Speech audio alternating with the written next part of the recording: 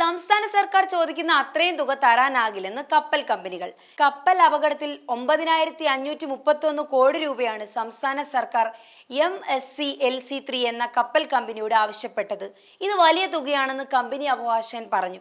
സംസ്ഥാനത്ത് വളരെ ഭീതി പടർത്തിയ ഒരു പ്രശ്നമായിരുന്നു ഈ കപ്പൽ കടലിൽ വീണ സംഭവം.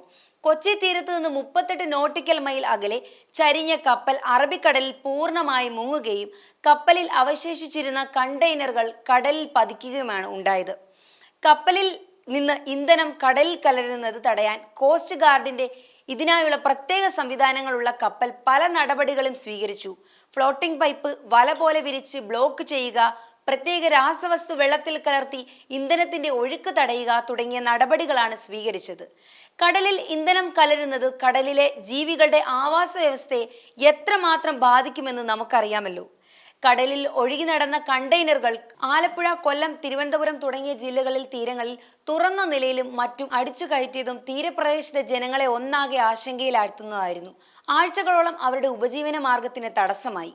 കണ്ടെയ്നറുകളിൽ നിന്ന് തീരത്ത് അടിച്ചു കയറ്റിയ പ്ലാസ്റ്റിക് തരികൾ സൃഷ്ടിച്ച പരിസ്ഥിതി നാശം അത്ര ചെറുതൊന്നും അല്ലായിരുന്നു. ഈ സാഹചര്യത്തിലാണ് ഇത്രയും തുക നൽകാൻ കഴിയില്ലെന്ന് കപ്പൽ കമ്പനികൾ പറയുന്നത്. നഷ്ടപരിഹാരം സംബന്ധിച്ച് തീരുമാനമായതിനു ശേഷം കപ്പൽ വിട്ടയച്ചാൽ മതിയെന്നാണ് ഉത്തരവ്. ഹർജിയിൽ തീർപ്പാക്കുന്നതുവരെ 6% പലിശ സഹിതം ഇടക്കാല സഹായം അനുവദിക്കണമെന്നുമാണ് സർക്കാർ ആവശ്യപ്പെട്ടിരിക്കുന്നത്. നഷ്ടപരിഹാര കേസിൽ അന്തിമ തീർപ്പ് വൈകാനിടയുണ്ടെന്ന് കണക്കാക്കിയാണ് ഇടക്കാല സഹായം സർക്കാർ ആവശ്യപ്പെട്ടിരിക്കുന്നത്.